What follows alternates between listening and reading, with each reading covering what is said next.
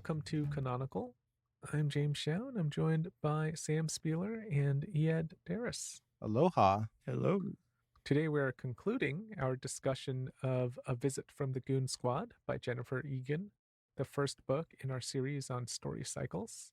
If you're joining us for the first time, we are also a literary book club on Reddit. That discussion can be found by clicking on the link in the episode description. If you'd like to support us, you can go to our bookshop.org link. That's also in the episode description. And we are on social media at Canonical Pod. Next week, we will begin our next book with a review of There But For The by Ali Smith. We hope you'll join us for that one as well. When we decided to read this novel and discuss it, I went for the low-hanging fruit, and I want to talk about the structure of this book because I think that is the most obvious thing to talk about. Books with this kind of structure have been called story cycles. Some people also call them composite novels. Either of these names emphasizes the features of one half of its form. Between those two, which half do you think is more significant in A Visit from the Goon Squad? When you say which half, do you mean is it story or cycles? No, is it more of a novel who's got a unique construction, or is it more a collection of stories that are interestingly connected into a cycle? When you use one term, I think it emphasizes one part of it rather than the other. I see. I don't know. I can make arguments for both, I feel. Well, I will make an argument for one, and you can make an argument for the other, even though I'll pull a Sam and I'll say I can see the argument for both, but I will only make the argument for one. I think that it's much stronger as a story collection because, especially at the beginning, these stories can definitely stand alone. And there are story cycles or novels and stories where stories cannot stand alone, where they're often vignettes or they're just in the collection or in the novel and stories to provide a counterpoint for another chapter or story. And in that kind of, you can say, composite novels, I've used like all 4 or 5 names for them now. In that kind of structure, those are more like chapters to me. In this, because each story can stand alone, it is much more of a linked collection than it is a composite novel. Well, when you put it that way, I see what you mean. You cave so easily. Well, I was going to say that to me, it does feel like a novel in that it has this larger concern. It has this theme running through that is more than just a similar theme, that it has all these characters connected to each other. But you're right that the stories do stand on their own, even though, as we've discussed, there are some that I didn't enjoy as much or didn't feel were as strong as others. You could pull them out and they would make sense on their own. What this book is a classic case of the whole being greater than the sum of its parts. I think that the stories are pretty good, but I will go so far as to say that A Visit from the Goon Squad is so much more a novel than a collection of stories that, at least for me, it isn't really worth reading the stories individually, the way that they were published in the New Yorker and Harper's. So that isn't to say that other people don't enjoy them, but they are far outshone by the attraction that you get when you read them together as a novel. They're not as interesting as the collection is. And I think for me, the really successful technical part of it is that Egan has to balance the stories being good with the stories outshining the collection that they're a part of. Because if one story is much, much better than the others, it will feel much more like an individual unit, and the balance that I talked about last week would be ruined. So it's like you have to make the stories good, but not too good. Or you have to make one story good, but all of the other stories equally good. So they're all in balance with each other, or the whole thing doesn't work. That balance allows the theme of time and the passage of time that you get only in the collection as a whole to emerge. creating this structure where you have characters that are introduced as minor characters in one story and they become more important and well developed in later stories is very, very difficult to do. I think that Egan does it very well, flawlessly perhaps, and it's a display of virtuosity. Does that virtuosity influence the way that you assess the merit of the entire collection? When you see this as a very difficult thing to make, does that make you like the book more? I found it more of a curiosity than me being like starry eyed by that virtuosity. We are talking about the structure because it is definitely unique, but I don't know that I put too much thought into how difficult it was in my assessment. I am impressed by it, but I don't think I'm impressed by it because it was difficult to do. So I felt this way about The Dispossessed, the last book we read, because, like I said when we reviewed that book, I thought it was the pinnacle of sci fi. I thought what Ursula K. Le Guin was doing was extremely difficult, creating a whole new universe with a completely different kind of political system. And that's something that I thought more sci fi writers should do, but it's hard to do. It's much easier to rely on cultural touchstones to create stories. This, I wouldn't go so far as to say that it is something so unique that and so difficult that I was in awe of it. So I thought it was very well done, that's for sure. But there are a lot of short story cycles or a lot of linked collections that are also really well done. And, I mean, it's just a matter of degree. Like, this is done better than most, but I've seen many linked collections that are like this. So I guess I am impressed because, like I said, I really like linked collections as a form. I'm attracted to them. I have probably a bookshelf or a bookcase of like at least 30 or 40 linked collections. This is like a really good example of the form, but I don't know if I'm drawn to it because of how well she does it. I think she's a good writer, not just because of the structure, but because of everything else, like the narrative of each story, how the characters are portrayed, the emotional impact. Like it all works together for me. The reason why I ask is because actually, when I started this and I realized how this thing was built, I was actually annoyed by it. I was impressed by it, but I was annoyed by it just because, in my appreciation of art, I often come across people who are in tune with the craft of making things, who value things because they think it was very difficult to create. Like if you talk to people, to go back to talking about Prague, they'll listen to a guitar solo and like, oh man, did you hear all of that sweep picking? That's so hard. You see how fast the tempo was? Like, that's crazy fast. And like, that's why they like a work of art, is because they know enough about creating art that they know it's difficult to do. And that to me is impressive, but you might just call it mere virtuosity. It's hard to do, but it doesn't answer the question, why should you do it?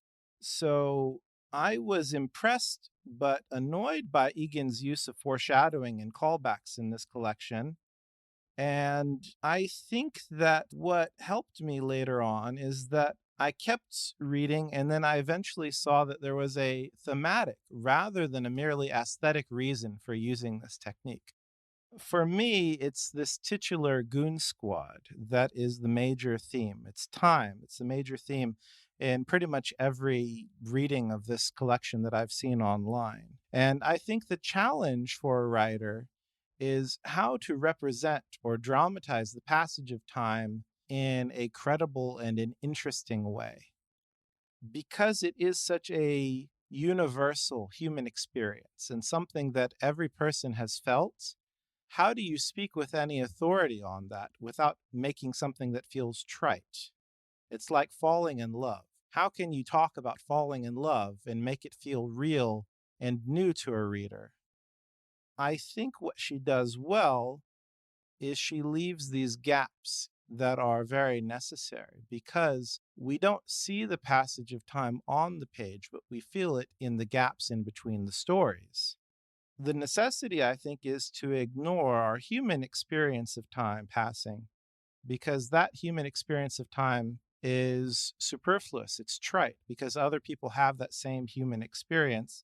And instead, she presents it from a level that's beyond human experience. And I think that's where her narrative form is especially important, because what her narrative form lets us see is the passage of time and the connection between people. And most importantly, I think it provides a sense of closure that is desirable for readers, but is usually included in fiction in a very artificial way. We have this feeling that we want to know what happens next, but in real life, in human experience, we never get that. So I think that what she's doing here is very sophisticated. There's an understanding of the passage of time and of these characters' lives that none of these characters can have. It's something that we can only have through reading fiction. In that interview that I mentioned before in a previous episode, the interviewer brings up an essay by Zadie Smith, who wrote, "Realism's obsession is convincing us that time has passed. It fills the space with time." And this interviewer, as she pointed out, that what is interesting about this book is that it does fill space with time, but it also fills time with space. It plays with those expectations that you were talking about.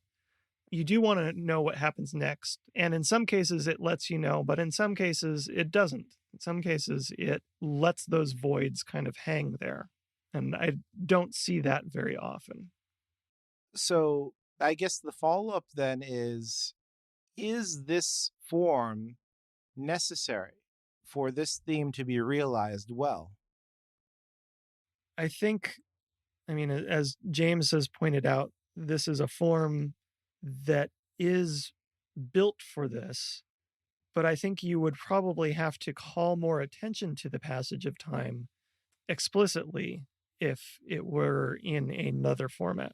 I think what this allows Egan to do is not call explicit attention to it, but implicit.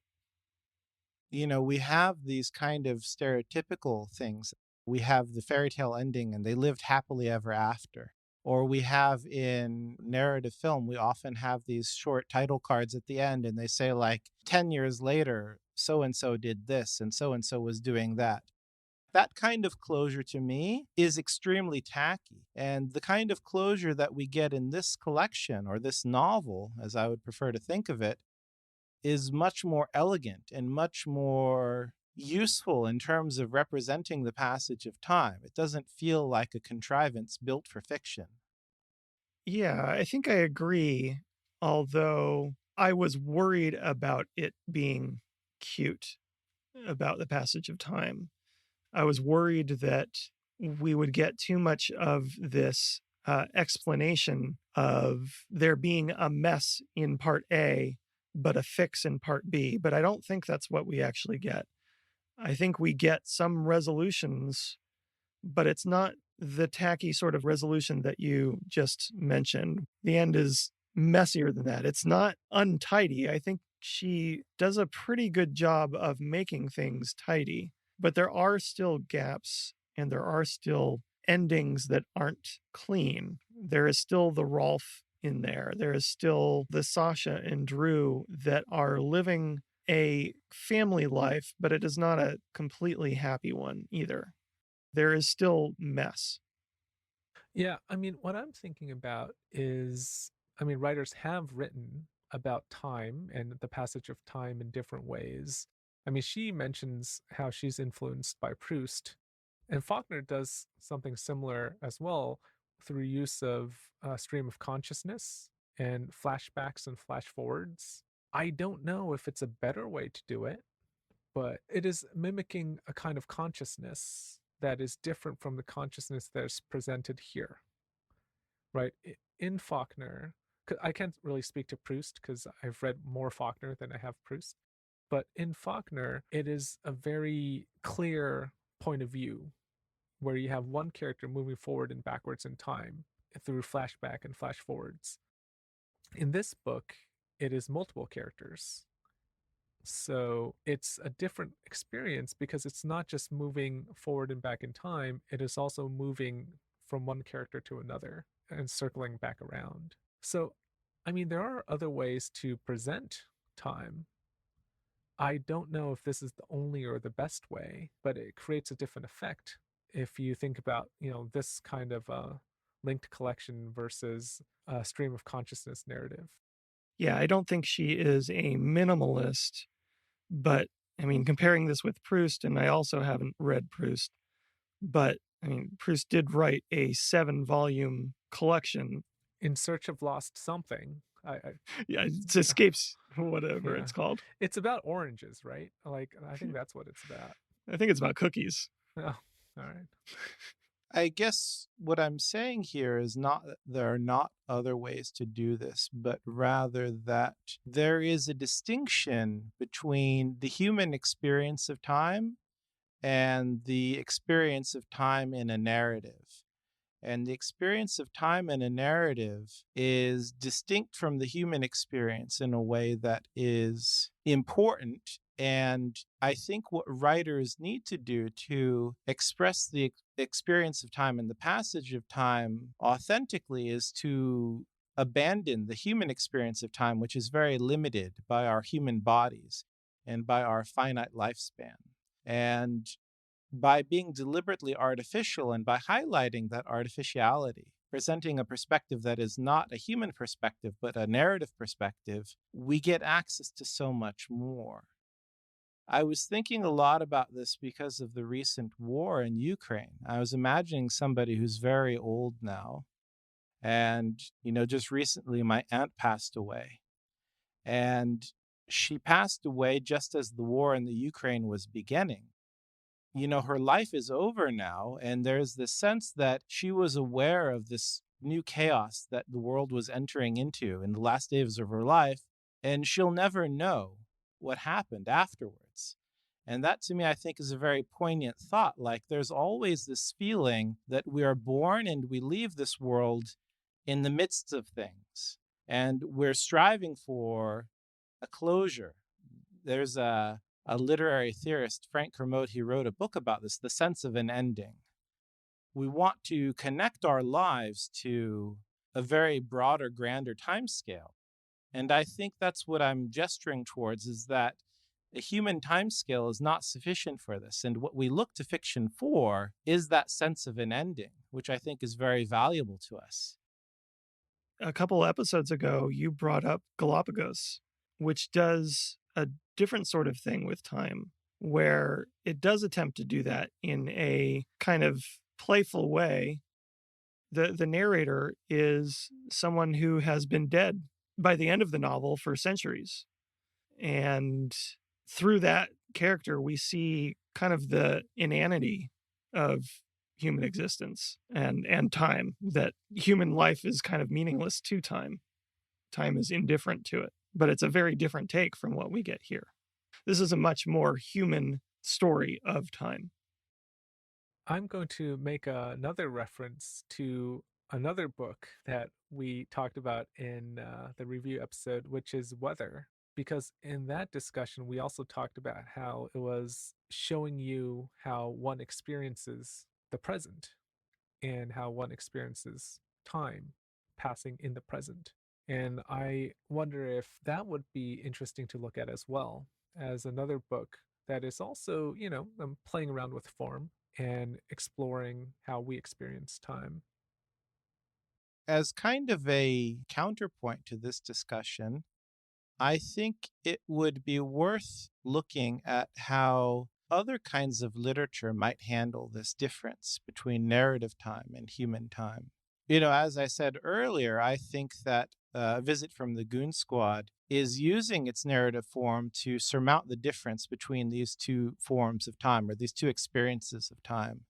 But how do you think this theme of the passage of time could be explored in literature without narrative? So here I want to take a look at a poem by Philip Larkin called Days. It's quite short, so I'll just read the whole thing now. What are days for? Days are where we live. They come, they wake us, time and time over. They are to be happy in, Where can we live but days? Ah, solving that question brings the priest and the doctor in their long coats running over the fields. So, in that poem, I think that Larkin is taking on a very similar theme to what Egan is doing here. And I think that there is some similarity in their treatment of that theme. What do you guys think about it? I just looked up to see if he died, and he died a long time ago. He's quite old. Died the year I was born. Is there a similarity in terms of their approach to this theme? Yes and no, because the interesting part of this poem for me is after the turn, the line brings the priest and the doctor in their long coats running over the fields. That's interesting to me because the way I understand it, he's saying that one, it's a existential question. It's a question that you can't really answer. It's a question that's greater than us. And what he's also saying with the doctor is like, maybe I'm reading it in a darker manner. It's something that will be solved after you die, or perhaps you commit suicide. I see it with the priest and the doctor together as at least a nod toward last rites. I didn't go as dark as suicide, but at the end of a life, however you mean that to be. Yeah. I think it's because I attribute to the phrase solving that question as a much more active, Right. I had a much more active reading of that line, solving the question. So for me, after the turn, it seems like Larkin is saying something that is different from what Egan is saying. Like, Egan is not that dark. Right. So I think that there is a statement being made, not necessarily dark. I think it's just this expression, at least in the first stanza, of a human desire to understand life outside of being in the midst of it. So, where can we live but days? How can we access this larger perspective on things? How can we understand life from outside of it? That to me, I think, is the same question that the collection or the novel that we had read answers, is that we step out of it through art and our experience of life in a discontinuous way. That to me, I think it's the same question, but perhaps different answers. The reading that you're offering with the possibility of suicide is there, but there's also the possibility that the doctor there is not a medical doctor, but rather a psychiatrist who is treating this person for the delusion of asking for some sort of perspective on life outside of life. In either case, what I think is distinct when we look at poetry is that poetry is usually defined by its lack of narrative. So, does the absence of narrative in this poem change what it's possible for the poet to say?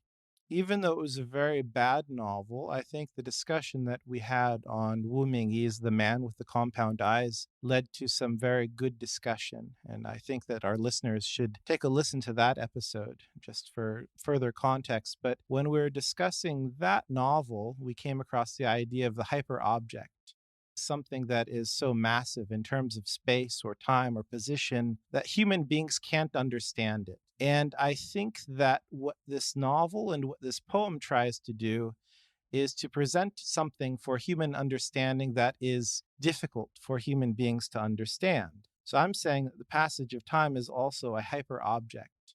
And I think that the main difference that separates narrative fiction from non-narrative poetry is that the way that we look at a hyperobject through fiction is through examples. And no examples are really possible without narrative because there's no motion without narrative.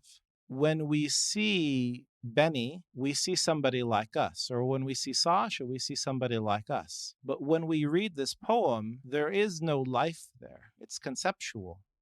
So when you strip the narrative, we just have kind of the theory behind things.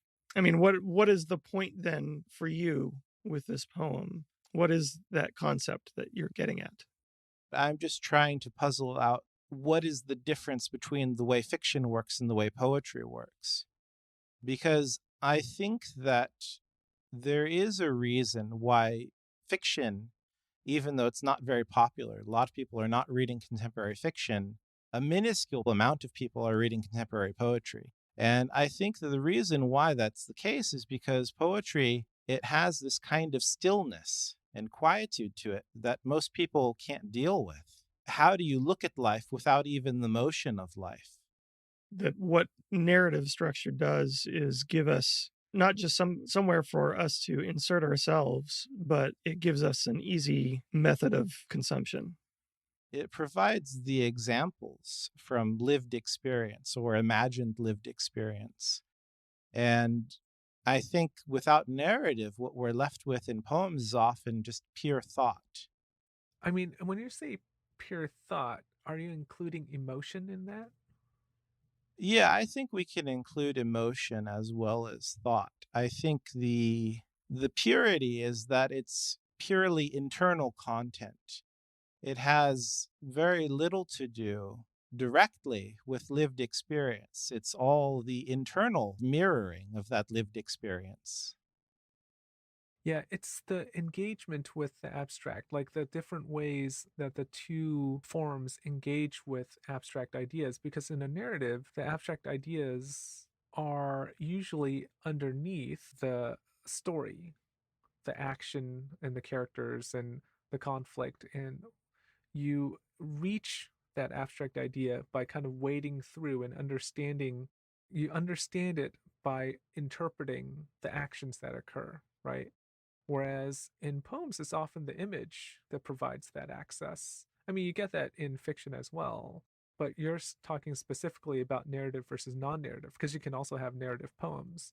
But when you're talking about non narrative poems, oftentimes it's the image that gives you access to that, to either feeling or idea.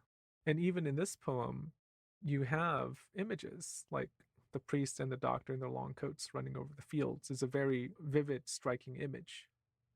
And you still have, I mean, it's not narrative, but you still have movement in that way. I see what you're getting at, but I think I'm not sure about your question, I guess. Like your question's unanswerable in a way. I don't know if it's really a question that needs an answer, but a question that needs to be considered, because I do think that we cultivate ourselves as readers and we cultivate our society as a place where people think carefully about important things. And right now, I think we're encountering a crisis where people in general are being less thoughtful than they should be. That's my very broad statement of the state of the world at the moment. And I'm looking for a remedy to that thoughtlessness. Does it mean more people reading poetry?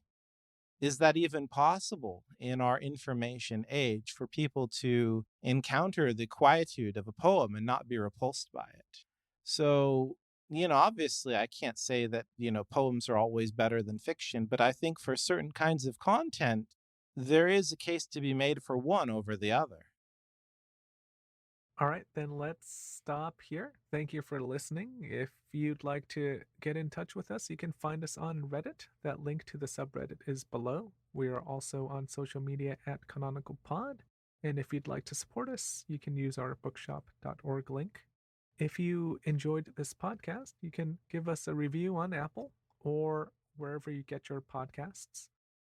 Next week, we'll be back with a review of the next book in our series, There But For The, by Ellie Smith. Till then, happy reading. We'll talk to you soon.